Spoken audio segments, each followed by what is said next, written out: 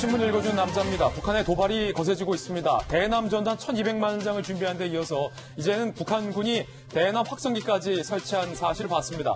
확인됐습니다. 대남 확성기 자체가 그렇게 위협적이지는 않지만 북한이 판문점 선언의 첫 이행 조치를 깼다라는 데에 의미가 있습니다. 자, 이제 우리 정부의 선택, 우리 군의 선택만 남았습니다. 북한이 확성기 다시 세웠습니다. 우리 군도 북한을 향해서 다시 확성기를 세워야 되는 건 아니냐? 라는 문제와 관련해서 과연 우리 정부 어떤 선택을 할까요? 오늘 조간신문 함께 하시죠. 먼저 동아일보입니다. 일단 청와대는 볼턴의 주장에 대해서 반박하고 나섰습니다. 무례하고 예의도 없다라는 겁니다.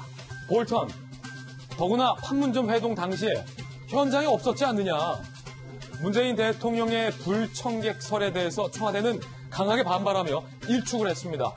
그때 몽골에 가 있던 사람이 어떻게 알겠냐라는 취지의 반박이었습니다.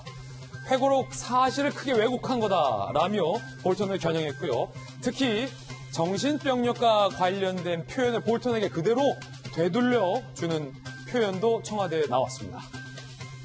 그런데 작년 판문점 회담 당시에 대통령이 중재자였느냐 아니면 불청객이었느냐라는 이 논박 가운데서 과연 볼턴이 그날에 거기 없었다라는 청와대 설명이 볼턴의 주장이 사실이 아니다라는 것을 입증할 충분한 설명이 되는가와 관련돼서는 논란의 여지가 남아있다는 조간신문들의 설명입니다. 다음 신문입니다. 이번에 한국일보입니다. 북미 정상회담 종전선언 포함 안 된 것은 아베의 역할이 크다라고 볼턴은 주장했습니다. G7 정상회의에 앞서서 미국을 찾은 아베, 트럼프 대통령에게 이렇게 얘기했다는 거예요. 트럼프 대통령, 김정은을 믿지 말라. 김정은 절대 비핵화 안 한다. 종전선언 해주면 큰일 난다. 라는 식의 우려를 아베가 트럼프에게 했다. 요 아베의 설득에 트럼프 대통령이 크게 영향을 받았다라는 게 볼턴의 회고록의 내용입니다. 다음 신문입니다. 이번엔 조선일보입니다. 북한에게 맞대응 밝힌 군. 우리도 확성기 설치하겠지만 고민은 있다. 지금 사진 한번 보실까요? 북한이 DMZ 일대에 우리 측을 향한 이 대형 확성기, 스피커입니다. 스피커. 대남 확성기를 다시 설치했습니다. 그런데 이거 없애기로 한 게 판문점 선언의 첫 조치였습니다. 그거를 북한이 깨버린 겁니다.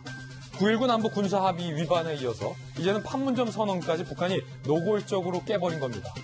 군 관계자는 우리도 다시 확성기 설치해야 되긴 합니다만 고민이 있다. 조선일보는 그 말을 이렇게 해석했습니다. 결국은 청와대가 결정해야 하는 건 아닙니까?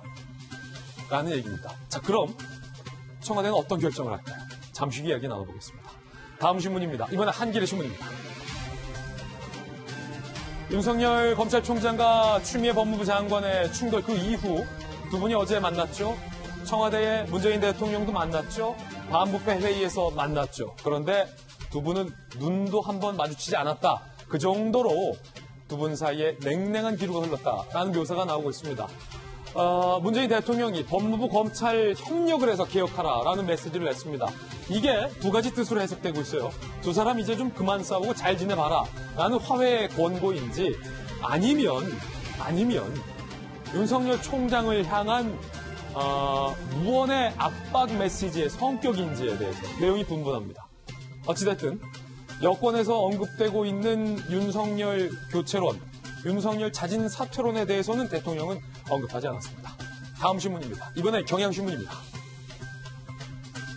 코로나19 2차 유행에 대해서 이미 진행 중이다. 수도권에서 전국으로 확산세다. 정은경 본부장은요, 가을, 겨울에는 더 급증할 것이다. 라는 우려도 내놓았습니다. 정부는 병상 확보에 분주하고요.